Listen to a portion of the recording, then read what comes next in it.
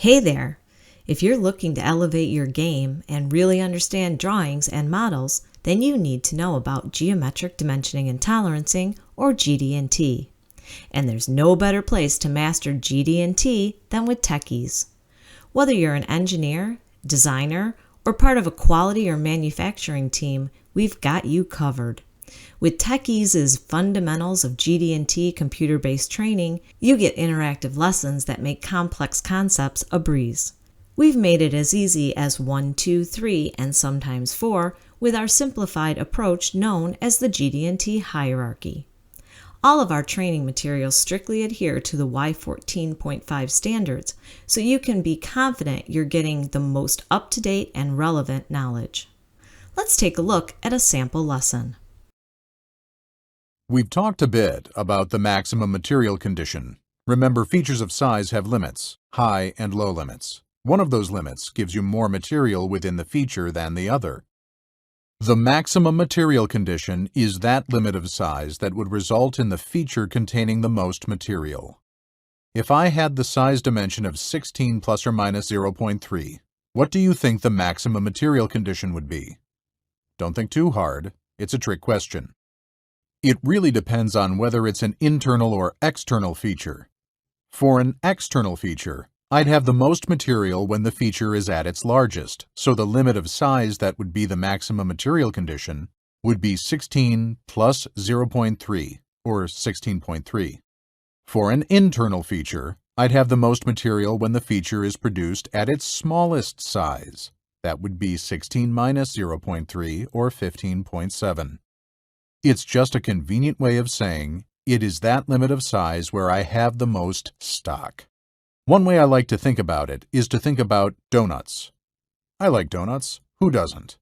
I don't like just any donut. I always go for the maximum material condition donuts. Those are the donuts where the outside diameter is large and the hole is very small or non-existent. Fill it with cream and jelly and I'm all set. So, when you want to think about maximum material condition, just think of my favorite donuts, and I think you'll be on the right track. Why don't you try and find a few maximum material conditions on the next drawing? There isn't a lot of math involved, but you can use a calculator if you wish. Once you have listened to a lesson video, there will be an interaction to check how well you learned the concept. If you get the answer wrong, the Tec-Ease coach does not just tell you you were wrong, but rather gives you a hint and another try. Look at the drawing. Drag the correct maximum material condition value on the right into the green box on the left. The diameter 30 dimension is not in a box and it does not have a tolerance associated with it. Not being in a box means it's not basic, and therefore we will use the note that says, unless otherwise specified, linear tolerances are plus or minus 0.3. You are correct. The maximum material condition for diameter 30 is 30.3. You may be thinking, why are there little characters and silly pictures throughout the training? Isn't this supposed to be dry and boring? Not with Tec-Ease. You are correct that GD&T is very technical, which means you are using your left brain. The characters, jokes, and silly pictures force you into your right mind for just a bit. This has been proven to increase interest and retention.